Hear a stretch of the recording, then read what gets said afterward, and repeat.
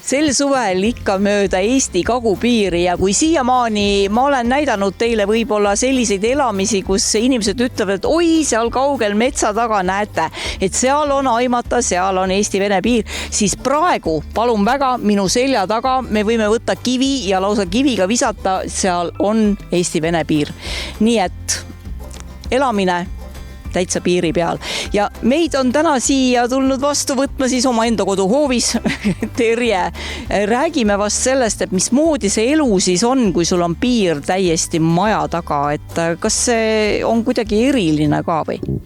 Ma ei tea, kas see eriline. Või noh, kui ma tulin siia üldse, siis ma ütlesin küll, et issand jumal nii kaugel esiteks. Ja ma ei saanud kohe aru, et nagu nii piiri ääres.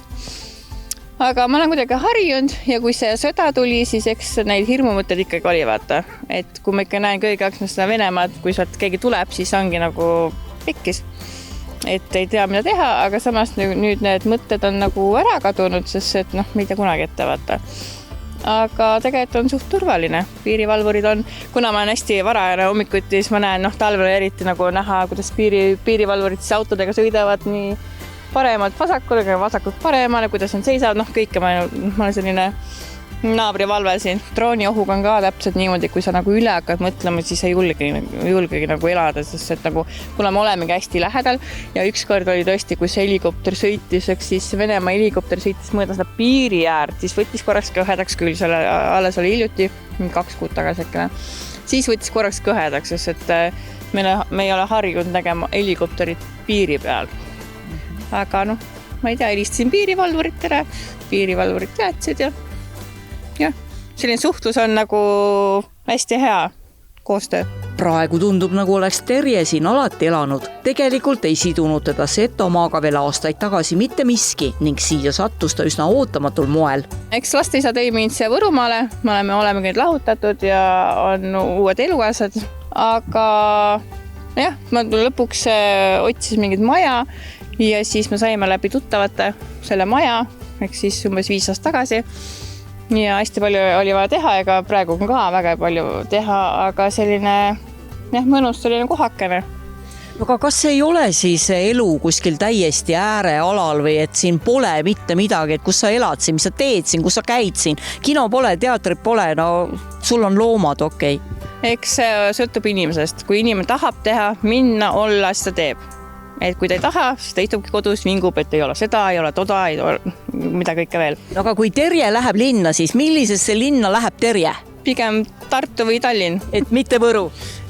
Mitte Võru, sest et ma ei ole isegi nagu eitanud, et mulle pole kuidagi saanud südame lähedaseks. Et minu meelest Võru nagu on selline igava võitu. Et need kohvikuid, ma olen hästi kohviku inimene, ma Tartus elades ka ikkagi käisin kohvikutes väga palju, et Võrus nagu on midagi, samas ei ole ka. Terje on maaelu poolest kuulus nii Instagramis kui TikTokis, kus ta teeb maaelu, täpsemalt lehma lüpsmisest laive. See võib tunduda uskumatuna, kuid osa tema jälgijatest on alati teisel pool ekraani kohal. Olgu siis varahommikul pärast päikesetõusu või õhtupoolikul lehmalüpsil.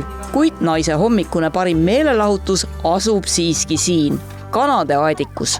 See on minu hommikune meelelahutus, sest kui nad on näljased, siis kui me kõnnime, siis need tegelikult peaksid tulema mulle järgi.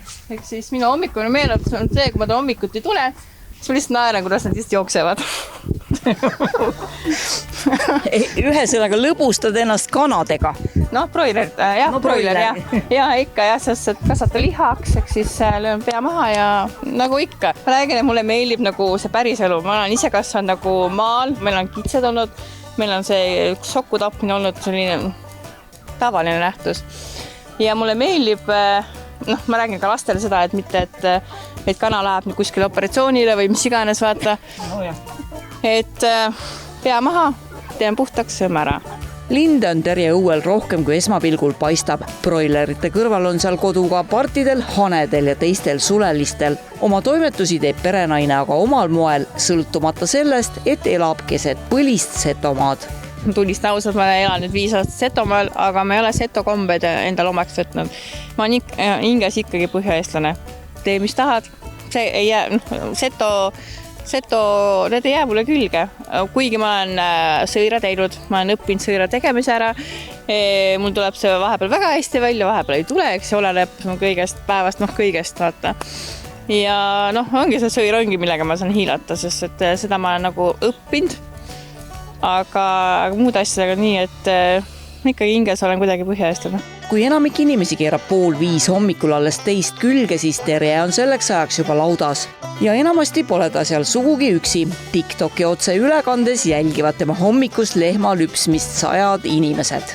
Minu lehm on selline seltskonnadaam, et ta saab lüpsta. Ja kuna ma korraldan ka neid avatud talusi ja kostipäeve, siis lüpsjad on päris palju.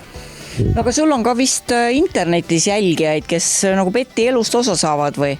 Jah, ma olen jaganud oma elu umbes 4 aastat Instagramis ja siis ma eelmine aasta alustasin TikToki lüpsilaivedega.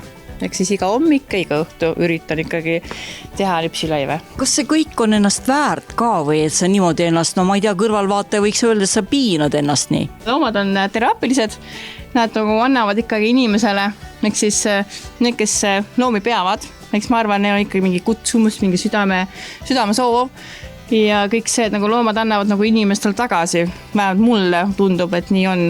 Terje ja tema lehm Peti juurde oodatakse teid külla juba eeloleval nädalavahetusel avatud talude päevadele. Terje kodu on kaardilt leitav Vinski külast Täpsulandi nime alt ja see asub Setomaalt täiesti vastu Vene piiri. Lisaks lehm Petile saate tuttavaks Terje suleliste 5 küüliku, 3 koera ja 2 kassiga.